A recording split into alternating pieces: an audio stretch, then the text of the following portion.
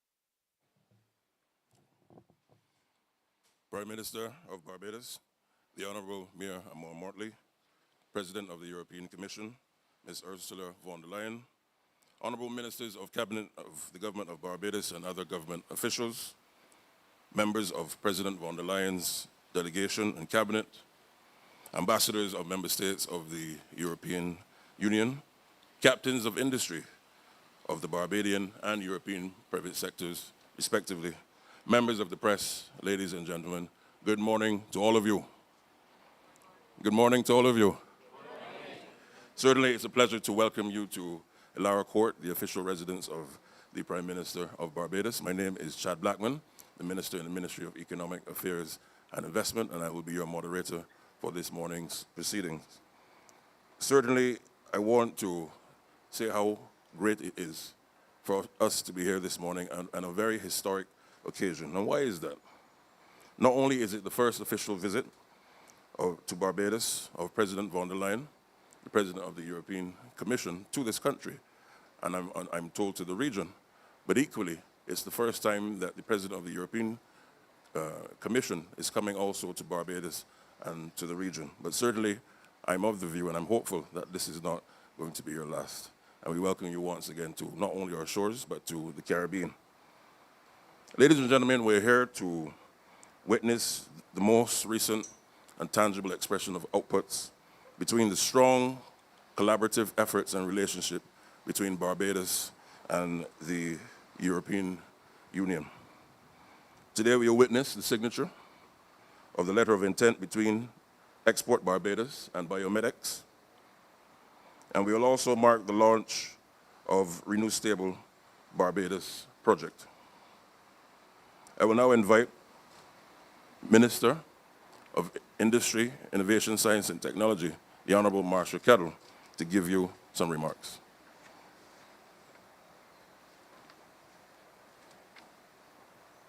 I'm going to have to adjust it for you. I know you got me covered.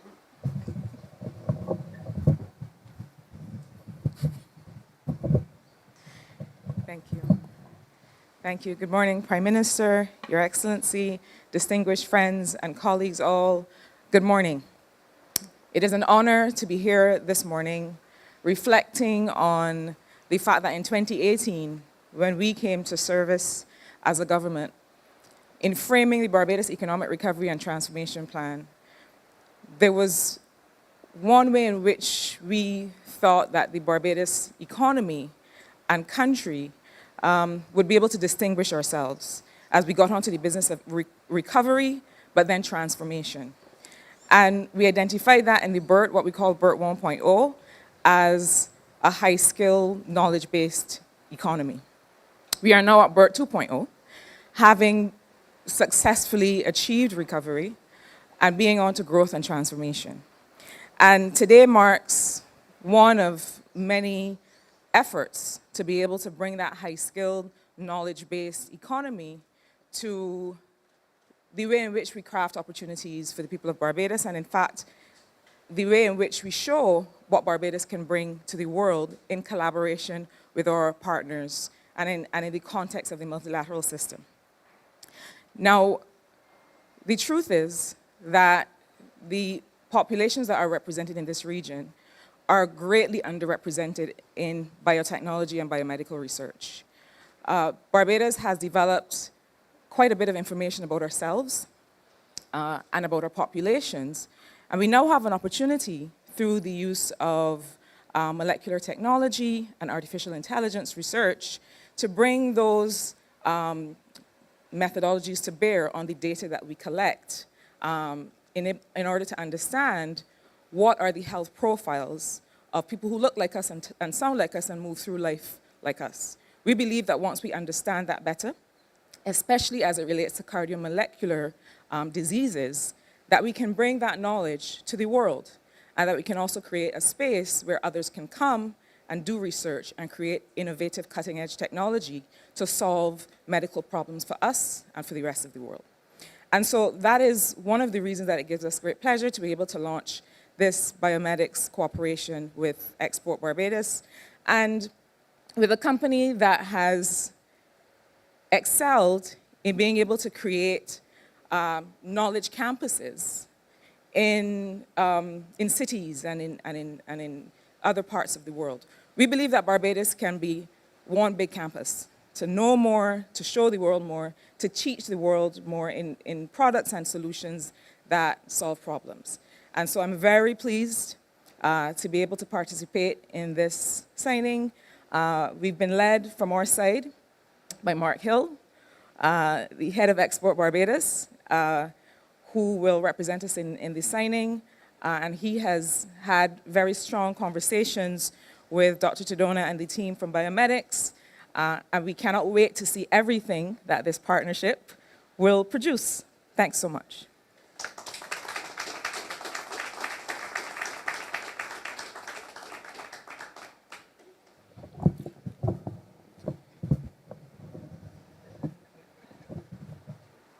Thank you very much, Minister, for those remarks and also the scene setting. And therefore, it gives me great pleasure at this time, ladies and gentlemen, to invite the signatories of the letter of intent to take their place. Well, they're already seated. And I'd also like to invite both Prime Minister Motley and President von der Leyen to witness, and they'll be escorted to the signing.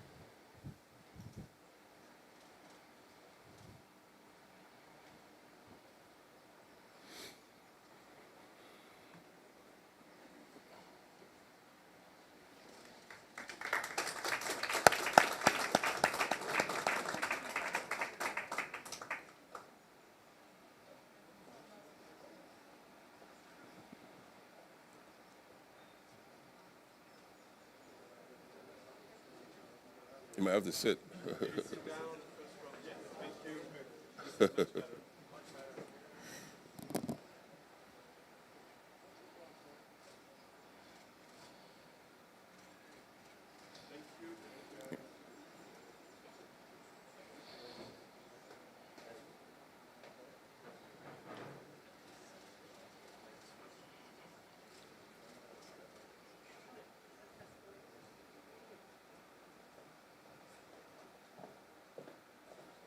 Thank you very much.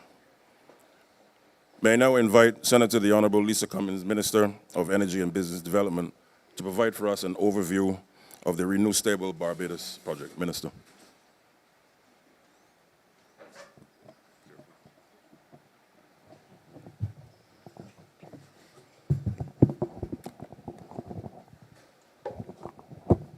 Good morning, everyone.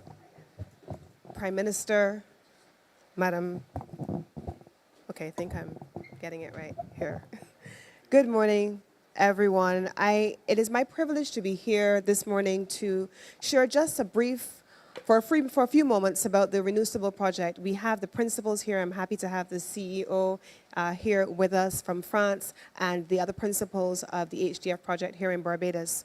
Prime Minister Motley and President Macron, some time ago, not too long ago, shared a letter of support for this particular project. It is Barbados's very first hydrogen project. It combines the use of solar technology, in which Barbados has been an exemplar and a leader globally and certainly locally, and hydrogen cell technology from France, along with battery technology to be able to provide a fixed source of energy to the grid here in Barbados. We're very pleased that not only have we been able to launch the project here today, but we have been able to conclude the majority of the negotiating processes with the off-taker. We have completed the connection impact assessment to allow for the technical work for the project to be brought to closure.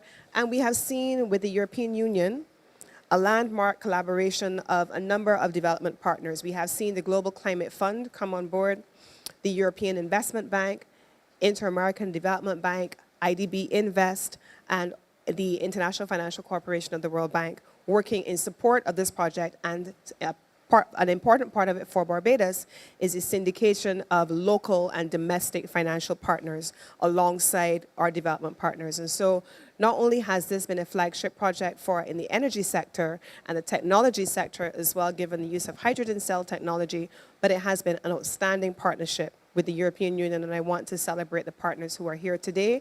And we now have an office which we opened a few months ago here in Barbados, and we are looking forward to turning ground and getting this project up off the ground as a demonstration of our collaboration and our partnership with the European community, with the development partners, and of course, Barbados being that leader in the renewable energy space. And I want to thank Prime Minister and President Macron for coming in very early and giving support and leadership to this project. Thank you very much, and we're looking forward to working with you.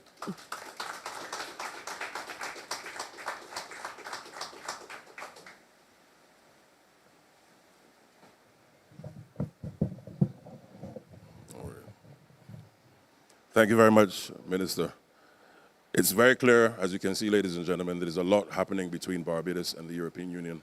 And you've witnessed this morning, not just the signing, but of course the overview from our two ministers who've spoken so eloquently as to the manifestation of that relationship, and long may it continue.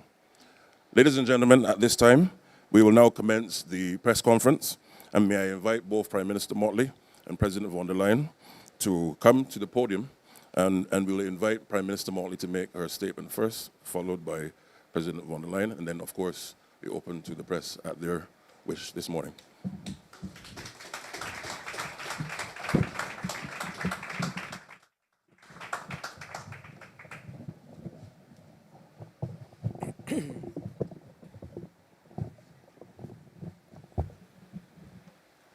Thank you very much, Minister Blackman, President von der Leyen, distinguished guests all, members of the media. This is a special day for our country and represents another step in the mature relationship between Barbados and the European Union. 49 years ago, I dare say I was merely 10 years old when the relationship started. And over the course of the last 49 years, there have been tangible expressions of that cooperation between our two entities. European Union, representing a number of countries, 27 countries I believe now, and Barbados seeking to ensure that both individually and as a member initially of the ACP and now as the OACP, and I believe that we actually are chairing the OACP as we speak now, that we are in a position to move from strength to strength. The world is facing very difficult challenges, as we are all aware. The climate is affecting all of us, even though we were the initial canaries in the mine, and we welcome the support and cooperation of the European Union in particular as we confront this existential crisis and seek to build greater resilience for our people as we go forward. The area of renewable energy is clearly one of the major offshoots of that response to the climate crisis, and therefore this morning the update that we received with respect to the issue of the investment in the production of hydrogen is an important one for our country. It also allows for a stability in the supply of power to the grid in a way that solar doesn't, and therefore the combination of the two becomes even more important to us. I think that we recognize that our conversations on renewable energy should not be limited to Barbados, and I hope in the course of the next 2 days, when you will have the opportunity not just to meet with myself, but to meet with all of the other heads of state and heads of government who are here for the CARICOM meeting, that we will be able to explore opportunities for even deeper and wider cooperation on the matter of renewable energy. As it relates to the medical and biomedical area and pharmaceuticals, this relationship did not just start. Indeed, in Sharm el-Sheikh, in Egypt, we had the opportunity with Dr. Tedros from the WHO, as well as with the head of the European Investment Bank, and with the president of Rwanda, and remotely with the president of Guyana, to lay the parameters for a partnership framework which has already produced benefits for us.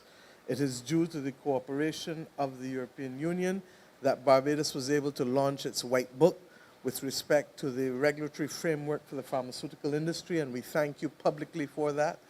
And we continue now to be able to move to the next stages with respect to legislative framework, as well as the establishment of the regulatory mechanisms that are critical for us to be able to attract companies here to do manufacturing of pharmaceuticals, as well as we are seeing through the signature of this agreement and with other partnerships, research in critical areas. You heard the minister say that there has been very little research done in the pharmaceutical industry for conditions that is based on our genes as persons of African descent.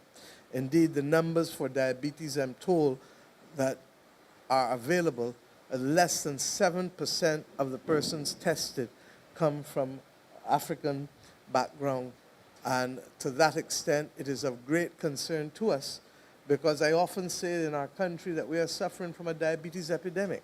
And therefore, the pharmacological efficacy of the pharmaceuticals really does matter to us, because this is where the rubber hits the ground, not just for us who are in press conferences, but for that woman in St. Lucie or that man somewhere in St. Philip who themselves are not being able to benefit and who have become a victim either of an amputation because of uncontrolled diabetes, or who have themselves now suffering from kidney problems or indeed blindness, some of the other consequences of the diabetic condition. And I want to make this clear, because very often we see these press conferences and you wonder, how does this relate to the average man and woman? And this is where the rubber is going to hit the ground for Bajans, Caribbean people, and indeed Africans across the world, not just in Africa, but in the diaspora, because we need to shift the attention of the pharmaceutical industry to be able, particularly in an era of personalized medicine, precision medicine, to be able to shift it to allow us to be equally the beneficiaries of the wonderful research that's being done. I am clear that the European Union's help in this area has been pivotal in terms of allowing Barbados to be where we are. We had an ecosystem from 1882 that, as I said yesterday, that made pharmaceuticals, but only fill and finish. But what we have recognized is that we are best off in development thrusts, where we take and build on an existing ecosystem, and that is simply what we are trying to do here. With respect to the other areas of cooperation, we have had extensive discussions on the issue of the difficulties that we've had with respect to blacklisting and grey listing, and mercifully Barbados is off of those lists now, but there is one remaining factor that is not in the control of the Commission, but in the control of the European Parliament, and we hope to be able to sensitize them as to its importance to us, because this is also where it hits, the rubber hits the ground with respect to companies that are Bajan investing in Europe, or companies that may be financing or accessing financing out of Europe, and we would want for there to be no further obstacles with respect to our relationship. We have also spoken about the Bridgetown Initiative, which is critical to all of us in terms of creating a fairer and more transparent deal for countries accessing the international financial institutions. And Europe's support generally has been there.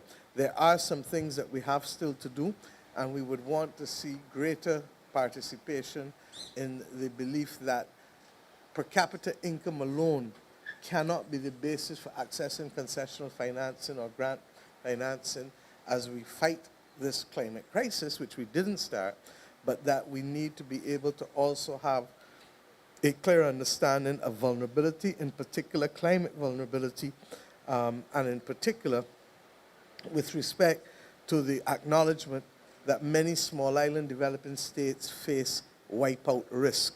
There are some other issues that I hope over time that we will be able to discuss to strengthen our partnership, because I believe that our collective voices in pursuit of fighting this climate crisis, boosting resilience and adaptation, and seeking to mitigate by increased use of renewables will help us all. I am aware that fossil fuels are not necessarily the enemy. What is the enemy is the emissions.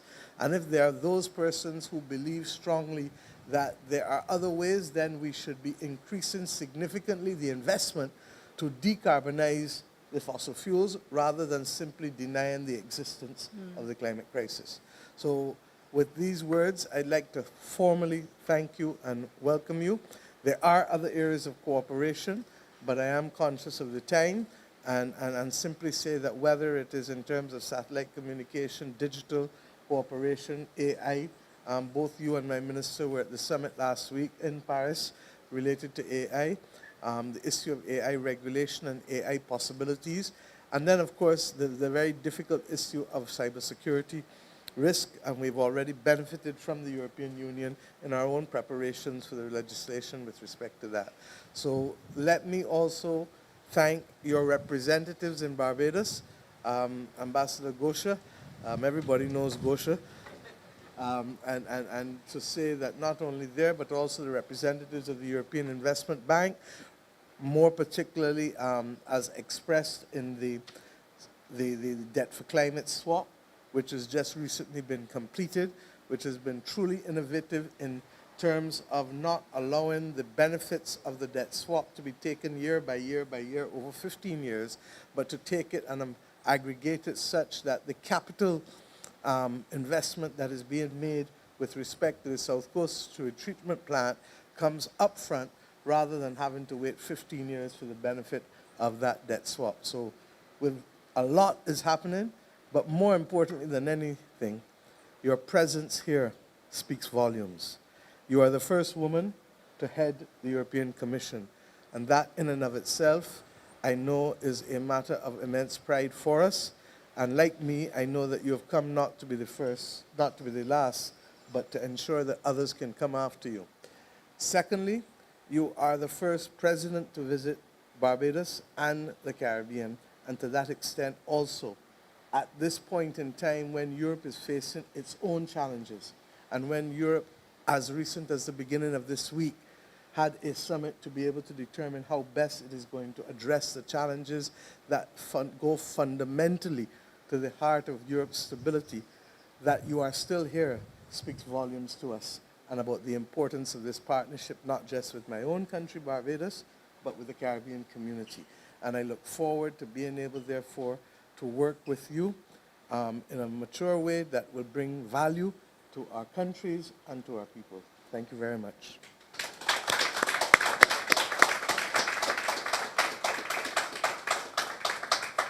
Thank you very much, Prime Minister, dear Mia. Thank you for hosting me here in Barbados. Indeed, it's the first time that I'm here. It's fantastic.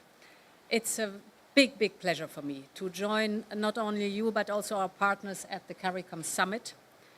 And I've crossed the Atlantic to share with you how much Europe values its partnership with the Caribbean. We live indeed in an unpredictable world. In these times, it's more important than ever to stick together, to stand up for our values, and to deepen ties with friends. And despite being, let's say, an ocean apart, Europe and the Caribbean are very close at heart. We are strong and vibrant democracies. We are convinced that it is of big importance to defend the multilateralism and the rule of law. We believe in freedom and in the right of people to choose their own future. And this is why you have been standing with Ukraine since the very beginning of the war. Ukraine is a future member of the European family, so supporting them means also supporting us. And it is important to call also what you've always done for just peace, not only in Ukraine, but also in the Middle East, in Sudan and Haiti. While sharing our values, we also face some of the same challenges. When devastating hurricanes sweep through your islands, the Hurricane Beryl last July was mentioned several times, Europe wants to be by your side. We provide emergency support to those who've lost everything. We're rebuilding together. Actually, we're currently supporting Grenada to rebuild Carriacou and Petite Martinique with the goal of making the islands 100% powered by renewable energy. And we've just discussed how to strengthen our cooperation in resilience and preparedness. So to work closer together, to have a foresight when these natural disasters, often related to climate change, the extreme weather events hit. We know that the fight against climate change is truly existential. And in the face of hardship, the Caribbean are showing incredible leadership, especially you, my dear Mia. You've amplified the voice of small island nations on the global stage to the benefit of all humanity. This was key, for example, to launch the Loss and Damage Fund together at COP29. It amounts to almost 750 million in pledge, half of it covered by Europe and its member states, because climate finance is another very important challenge. Europe wants to be the leading provider. We contribute well beyond our fair share of the 100 billion annual target, but we know that given the scale of the transition and given the urgency, we need new and innovative financing tools in addition, like green bonds and carbon and nature credits, for example, what we're working on. And we need to bring the private sector fully on board with a smarter use of private and public funds.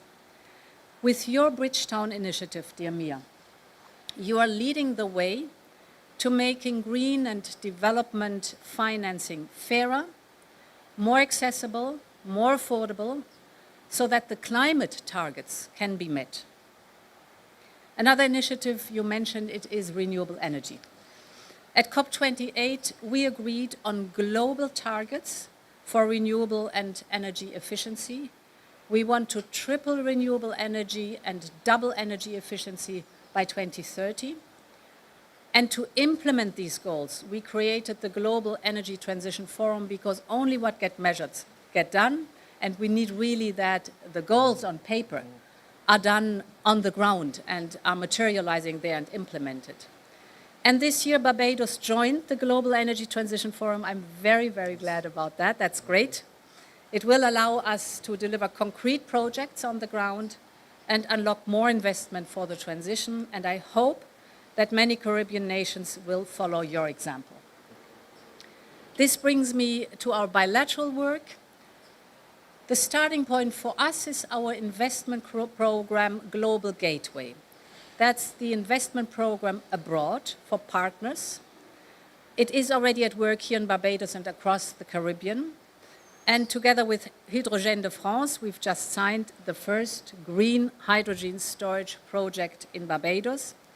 For us, it's important that renewable energy is homegrown, and therefore it's cheaper.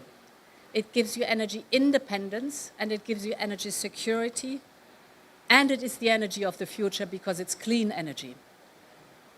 We are, as you said, also working on the health sector. I think both of us have learned our bitter lessons in COVID and how vulnerable we are. And therefore, we support your pharmaceutical sovereignty. That means vaccines and medication produced in the Caribbean, for the Caribbean, but also to be a hub for the rest of the world. And we've just signed the biomedical partnership between BioMedX, a European biotech company, and Barbados. And tomorrow we'll launch PharmaNext, a project that really boosts innovation and investments across the Atlantic, because it also aligns the regulatory environment that is so important to move forward. We have other great projects in the Caribbean, and one has really caught my attention, and dear Mia, we didn't talk about it, but it needs to be mentioned here. And that's in Barbados and Grenada, we're turning the sargassum threat into an opportunity. And I think this is really smart. We are working to transform this harmful algae into fertilizer, biomass, and even cosmetics. You might want to think about it. This project has, and this is phenomenal, the potential to leverage almost $400 million in investment. And actually, we're bringing thus a harmful algae. We're fighting against the harmful algae, but turning it into an opportunity that brings revenues. So it couldn't be better.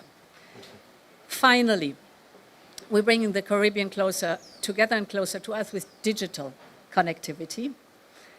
Tomorrow we'll commit with Spain to deliver high-speed and internet via satellite to even the most remote communities here. So the last kilometer, that is always so difficult, we're going to manage that now via satellite. To me, the spirit of Global Gateway is needed more than ever. We're investing in value chains, we're investing in skills, we're investing in jobs. We are sharing knowledge and technologies for the benefit of both sides. We're looking into a long-term and trusted partnership. And we are convinced that a win-win situation is the most beneficial for our people and our economy. So thank you very much again for having me here. Thanks a lot. Thank you.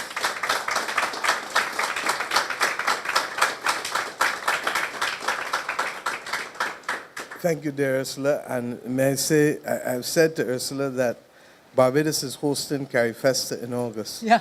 And that while this is her first visit in terms of work, that I trust and pray that she will come with her family to enjoy the best of the Caribbean, from the north to the south, the east to the west, in food and fashion, in dance, music, art, in talk, which we do a lot of in the Caribbean, and in all other forms of cultural expression. So I hope you take that back to Germany with you and to your family there, and of course to Brussels, to the wider European family.